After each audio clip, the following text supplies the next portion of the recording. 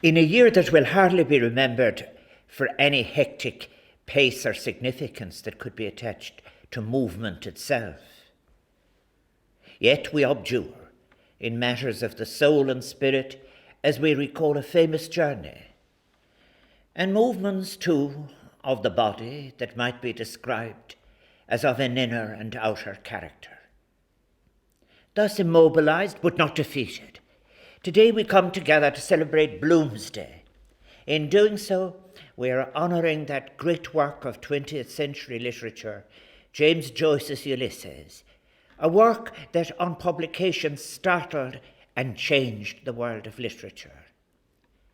I'm delighted to have the opportunity of hosting what must be this year a virtual event here from Morris and Uachtaráin, and may I sincerely thank all those who are enabling us to share this special day together, in particular our performers, Claire Barrett, Lisa Lamb, Simon Morgan and Noel O'Grady, as well as our musicians Eamon de Barra, John McLaughlin and Vincent Lynch. Bloomsday 2020 is special too, as we remember Stephen Joyce, James Joyce's grandson, his last remaining direct descendant, who died in January 2020 at the age of 87, thus severing Ireland's direct family link. Stephen was the subject of James Joyce's beautiful poem, Ecce Pur, and was a scrupulous and sometimes formidable custodian of the James Joyce literary estate, in a manner that often brought Joycean scholars and enthusiasts indeed to the point of frustration. He and I had known each other for some years, but had corresponded and exchanged telephone conversations most recently in regard to his decision to accept Irish citizenship, of which he was very proud. Before my visit to James Joyce's grave in Zurich in 2018, I had a discussion with Stephen on one final project that he wishes to have undertaken, which involved having James Joyce's poem, A Flower Given to My Daughter, frail the white rose and frail are her hands that gave, whose soul is sear and paler than time's wan wave. Rose frail and fair, yet frailest, a wonder wild, in gentle eyes thou veilest my blue-veined child. Stephen wanted this inscribed on the Joyce family grave in Floonthern. In this way, by use of the space perhaps held for him, Stephen hoped in some small way to honour James Joyce's wish to have his daughter Lucia, who is buried in England, brought together with him and Nora in their final resting place. Discussions are underway, and it is my hope that the final wish can be fulfilled. Stephen wished his own ashes to be with those of his beloved Solange, who died in 2016.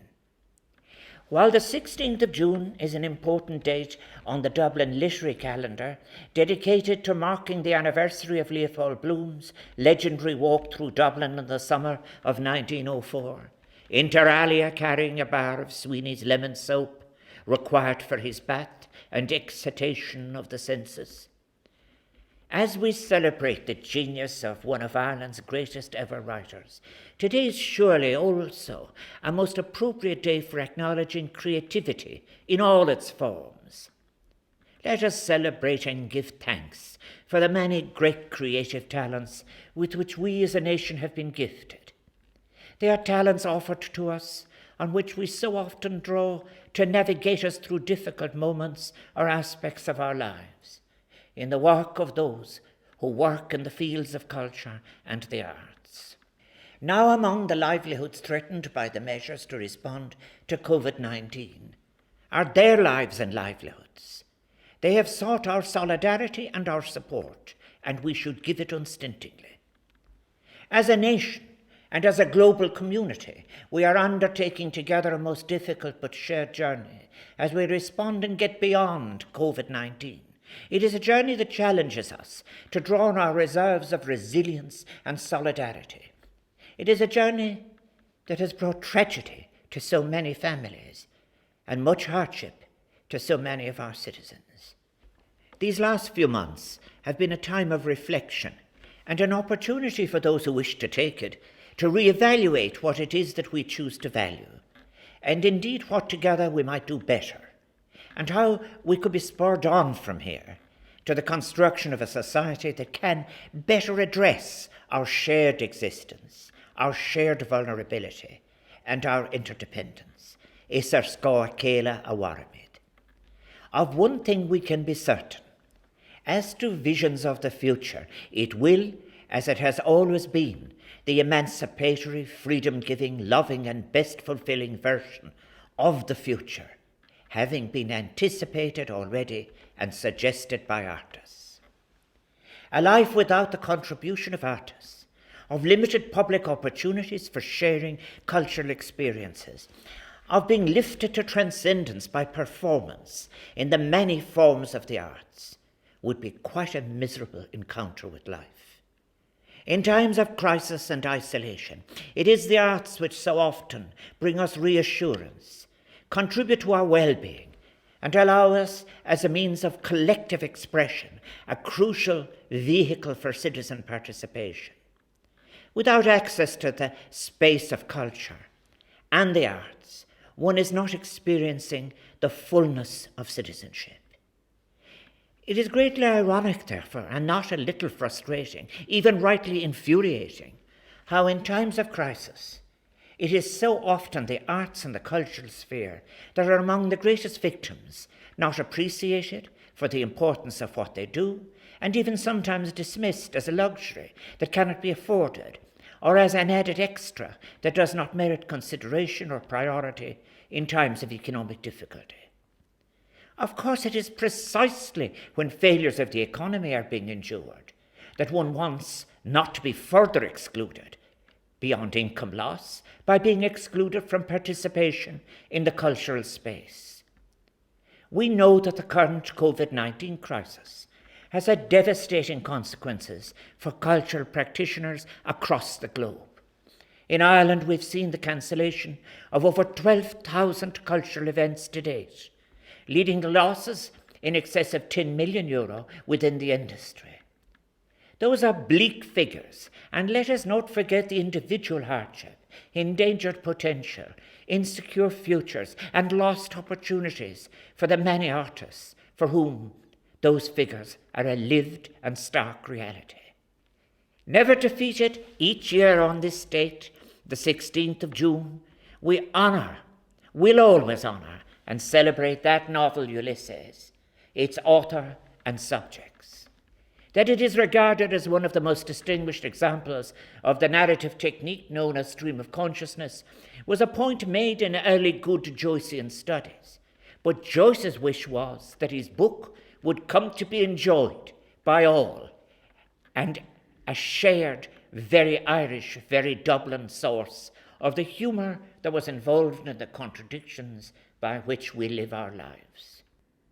As we are brought deeply on June the 16th into the thoughts, reflections, and recalled memories of Leopold Bloom, we are invited to interpret as well as to be entertained, to be an active participator in the process of engaging with the book. This has been a tough spring. For some, as I have said, tragic. For others, in being forced to endure distancing from loved ones as they departed this life, alienating even. But it also showed another part of Ireland's heart, in the generous commitment to work on behalf of us all, and the reaching out of communities, groups and individuals, which was superb. Among those to suffer loss of livelihoods with all its consequences were cultural workers. In March, as the lights went down on our theatres, as libraries, museums and galleries shut their doors, as readings were cancelled, concerts postponed, arts festivals suspended, the cultural space began to fade from our view in our cities, towns and villages. Some venues, events, productions are in danger of disappearing entirely from the public world if we do not prioritise their retrieval, making culture safe, central, with all its liberating potential, enriching vision, and its history, at its best, its purpose of courageous challenging of the status quo. The cultural sphere is a constant work in progress, one which relies on our engagement, our involvement, and our contribution if it is to survive and thrive. If we do not access that space, support it, participate in it, and ensure that it is not assigned a peripheral space on the edge of society, we are in danger of becoming passive players in its demise. Allow me to repeat it, all over Europe as well as here. Today we are facing an emergency in the cultural sphere in terms of income, venues, public access, participation, social cohesion, and quality of our daily lives. It is a time that urges us to recall and reflect on the vital role of creative people in any truly functioning or cohesive society, and the need to support artists whose work is so important for the structure of that society, and as the best guarantee of the imaginative possibilities of all of our people in the future. Traditionally on Bloomsday, some of you gather with friends and families to replicate Leopold Bloom's legendary walk through Dublin on that summer's day in 1904. Such an excursion, for both the eclectic and the merely curious of you, is something that may not be possible this year. For even if you have the greatest anticipation of being well soaked, or are acknowledged as the most experienced social distancer, and are willing to swear off close dancing, you cannot do it as you did before. Yet let us resolve that our virtual journey this year will not be a passive one, but one in which we will all play our active part in the crafting of that shared future, where our cultural world, with all its potential for social good, is not left struggling for survival in the wake of COVID-19. We have historically so often neglected that cultural world, and in the process we've neglected our great artists and writers, failing to acknowledge their necessary and immeasurable contribution to our society. As well as being one of this country's most famous literary figures, James Joyce is also one of our most famous exiles, struggling to produce work in a society not shaped to accommodate his creative vision. He left this country and became a man apart, a perennial outsider. As we rebuild our society and our economy in the wake of the COVID-19 pandemic, we must make sure we see the pandemic as the aberration that it is. There are warm aspects of our culture to which we will return, which we will not give up. There are aspects of our COVID-19 existence which we all, in the interests of all, must support. But it is meaningless and defeatist to call it the new normal. There will be, when the virus is gone, forms of collective joy again, and for all generations. We must ensure that we are constructing an Ireland inclusively shaped to accommodate all forms of artistic expression, rejecting any narrow concept of the arts, or as any residual to be tolerated but confined to the fringes of society, their value reduced to narrow utilitarian terms.